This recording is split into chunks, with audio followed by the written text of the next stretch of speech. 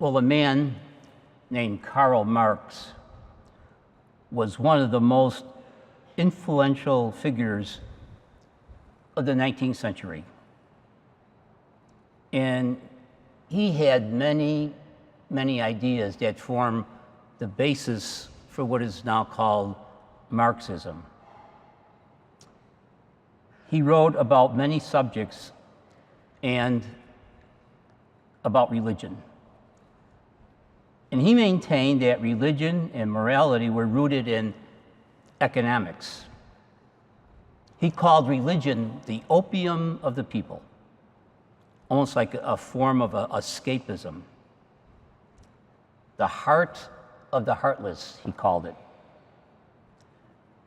Even today, this philosophy bears his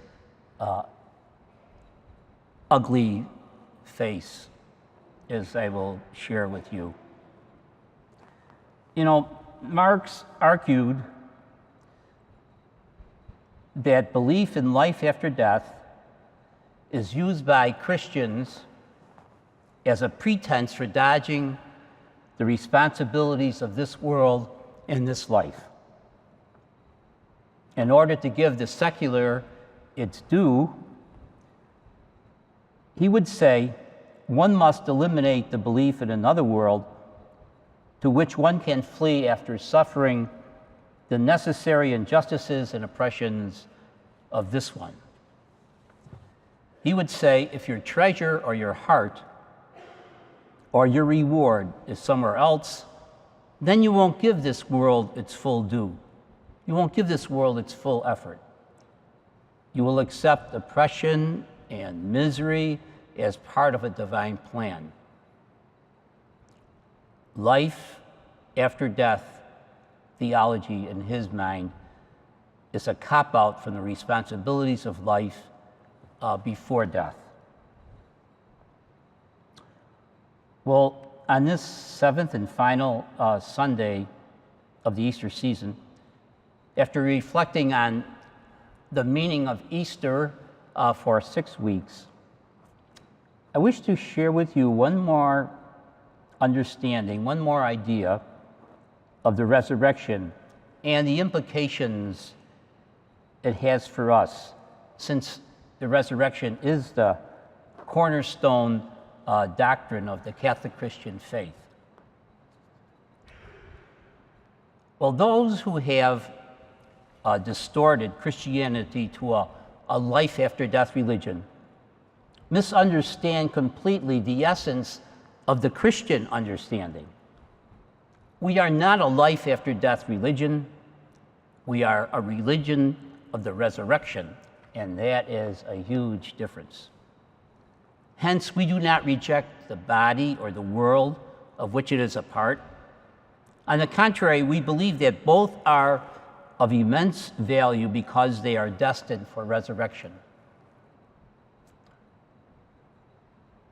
We are deeply and fundamentally concerned about the problems of this world and the problems of human beings.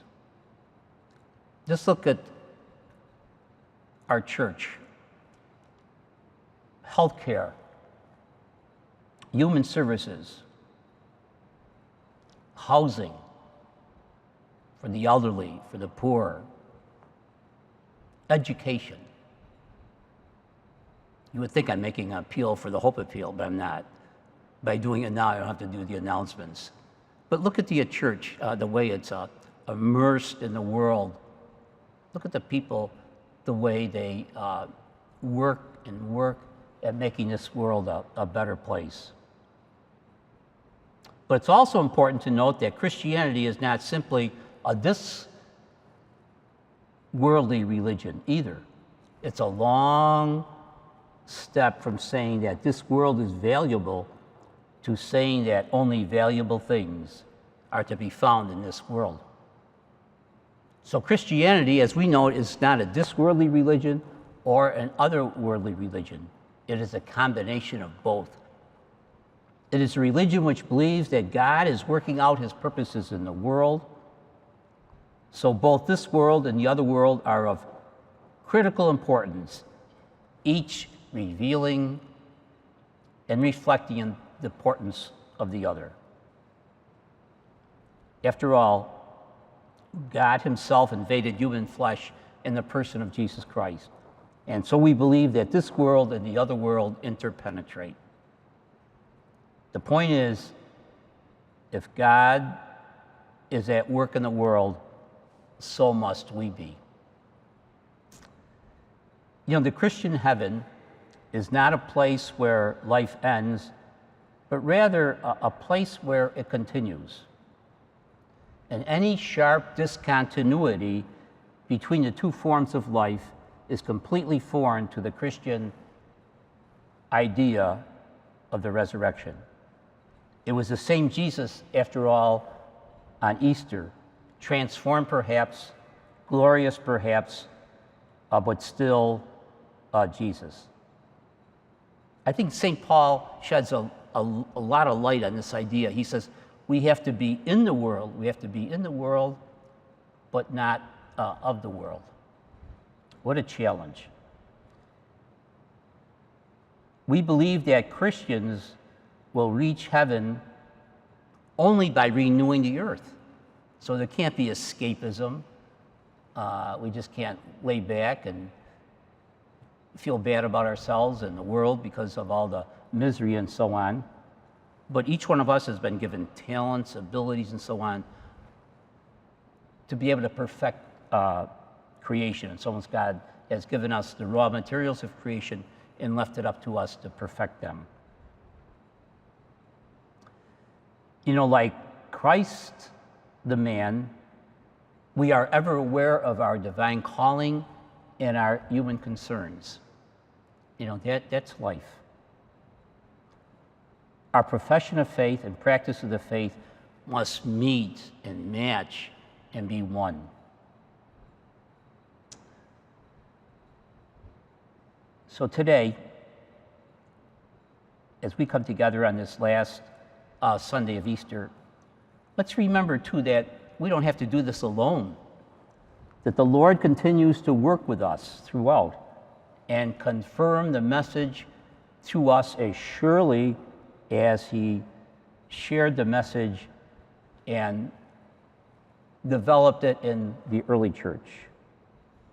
You know, he sends the Holy Spirit to us. The Spirit of truth, St. John calls him, gives us a new mind, new intellect. And St. John calls the Holy Spirit the advocate, give us the fortitude, the strength to not only understand God's call, but to put it into practice. The message today is, if Jesus is the face of God, then we are to be the face of Jesus in the world.